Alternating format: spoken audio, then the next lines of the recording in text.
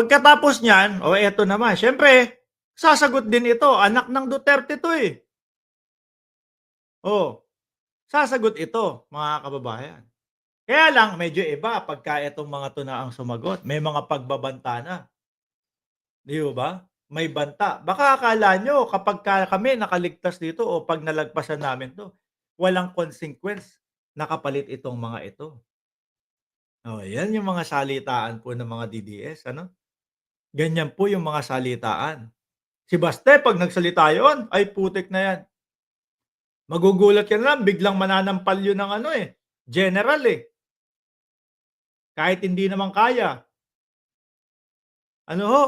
Oh, ngayon, yung sinabi ni Pulong na yun na baka akala niyo, eh, walang kapalit itong mga nangyayari kapagka aming nalusutan itong mga 'to.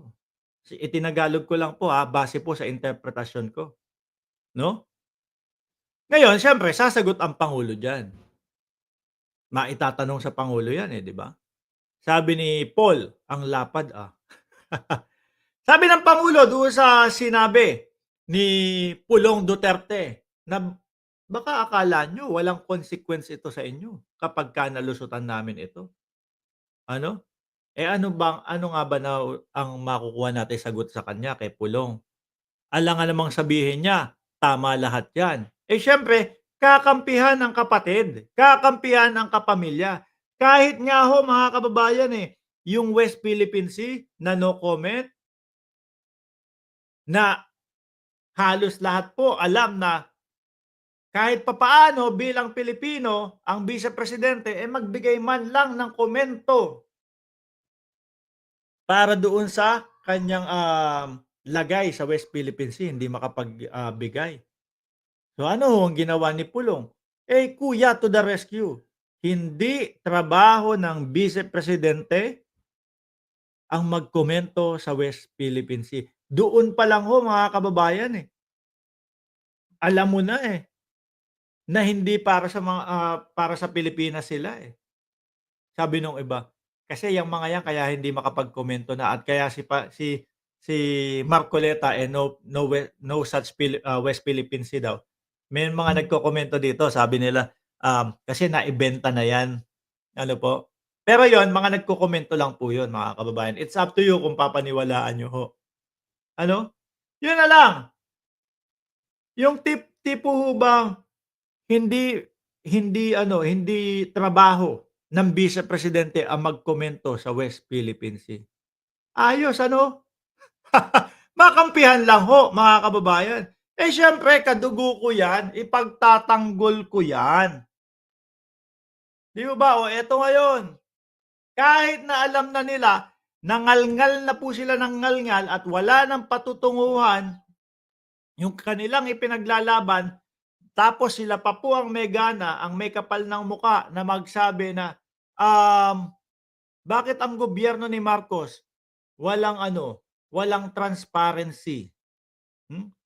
Samantalang ho sila mga kababayan ang ayaw maglabas nung kanilang mga sagot. Iniiwasan nilang sagutin, yung mga katanungan sa kanila. Ano po? Ano sinasabi nito? Ilang beses na ba kayong, nabigo? 'Di pa ba kayo nadala? Saang bigo? Kaya pala nagngangalngalan yung mga Duterte, nag-iiyakan yung mga Duterte, 'di ba? Ano? "Hoy, nanalo lang 'yan si Marcos." Nanalo si Marcos, putang ina hindi ko nga kilala yang mga yan, nung 2014, 2015, Sino ang mga Duterte sa buong Pilipinas nung 2013, 2014, 2015? Sino ang mga Duterte nun? Wala. Doon sa Davao kilala sila. Pero sa buong bansa, ng ina. Sino may kilala diyan? DDS? Kayo kailan, nagkaroon ng pangalang DDS sa Luzon? Kailan? Bago mag-eleksyon. 'Di ba? Bago mag-eleksyon.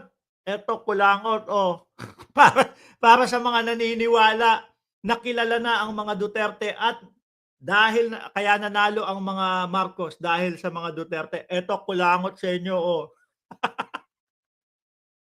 Grabe, 'no?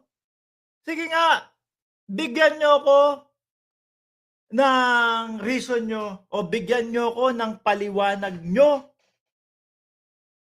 kung paano niyo nasabi na nanalo ang Marcos o nanalo si PBBM dahil sa mga Duterte? Or bigay niyo na lang yung paliwanag sa'kin kung paano niyo nakilala si dating Pangulong Duterte. Ayun na lang, simple. Ano po, unless kung taga Davao ka. Pero umugong yung pangalan ni Rodrigo Duterte nung simulang nagbanggit siya na ano, ipapalibing yung lolo ni Sandro. 'Di ho ba? Nung ipapalibing, ginamit ng dating Pangulong Duterte. Pero sino pa din po, mga kababayan, ang humusga para dun sa pagpapalibing? Korte Suprema pa din po. 'Di ho ba? Sige nga, sa Luzon, kailan umalingaw-ngaw yung mga Duterte?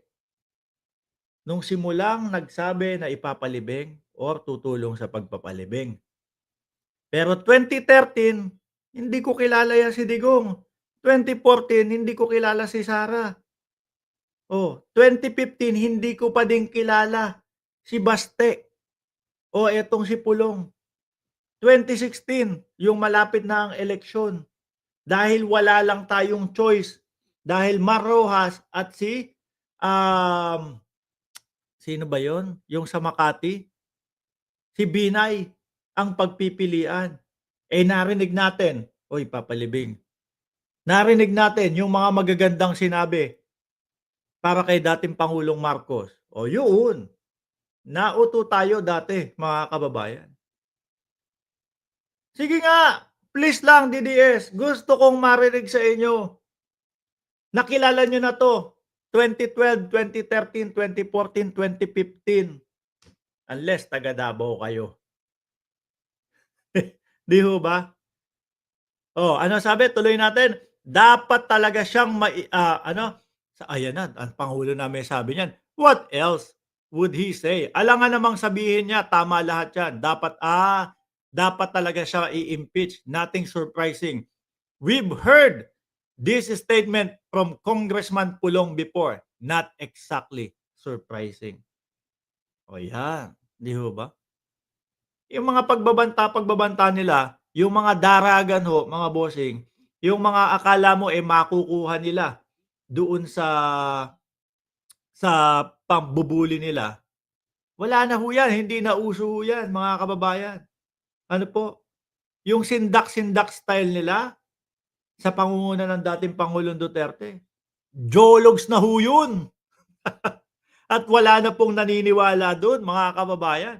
Tingin mo yung sinasabi ni Pulong na eh, baka akala nitong mga ito, na mga pumirma o kung sino man yung pinaparinggan nila, walang kapalit yan kapagka kami, eh, nalusutan namin lahat 'to. English po yung sinabi niya, tinagalog ko lang, base po sa aking pag-aano, pag-aanalisa, ano. Tingin mo po kada isa dun sa mga congressman na yon kinabahan sa sinabi ni Pulong?